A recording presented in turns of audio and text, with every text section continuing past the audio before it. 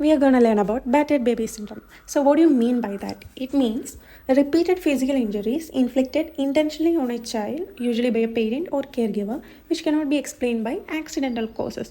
It means that injuries are made on a child or an infant, usually by a parent or caregiver. It can be anyone, but usually it must be a parent or caregiver of that child. And those injuries are made intentionally and not due to any accidental causes.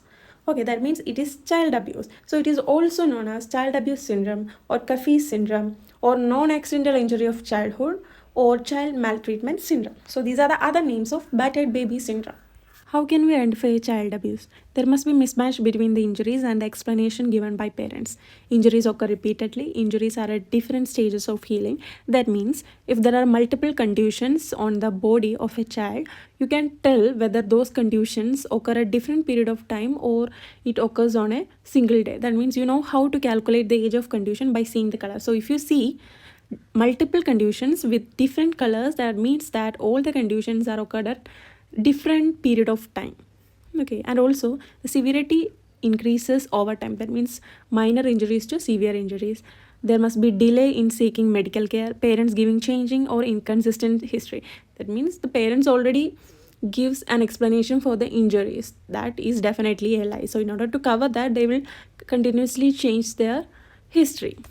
And about the child, almost all child abused children below 3 years, and we are taking the gender, it is slightly more common in males, that is 55 to 63 percentage, and it occurs in usually one child. That he may be eldest or the youngest, or an vandal child who is born through contraceptive failure or before marriage, or maybe an illegitimate child. That means illegitimate child means the child who is born in a lawful marriage. So illegitimate means just the opposite. So in the case of parents are usually young, that is 20 to 30 years of age group. They must be coming from low socioeconomic status, pure education, social isolation. There must be family disharmony, financial stress. In the case of father, he has a criminal record or unemployed or socially unstable. In the case of mother, having low IQ or psychiatric problems or any postpartum depression. Many abusive parents were themselves abused as children. So coming to injuries, yeah, we already discussed this. History changes every time. Child taken to different doctors, delay between injury and medical attention.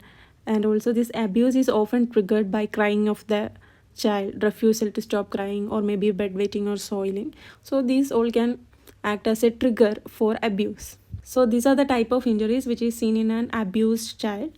Soft tissue injuries are most common. Torn frenula, slag marks and pinch marks will be there. Slag marks is seen as parallel finger lines. Pinch marks are seen as butterfly-shaped bruises. And shaken baby syndrome or infantile whiplash syndrome, that is very important. And these occur due to the violent shaking of the infant or child, which causes the rapid acceleration and deceleration of the head. Okay, this can result in subdural hematoma, retinal hemorrhages, brain damage, which result in permanent brain damage. Why this is happening in a child or infant? It means that the neck muscles of the children are usually weak with a large head, so the violent shaking of the child will lead to the backward and forth movement of the brain inside the skull. So this can result in permanent brain damage, and this is referred to as infantile whiplash syndrome.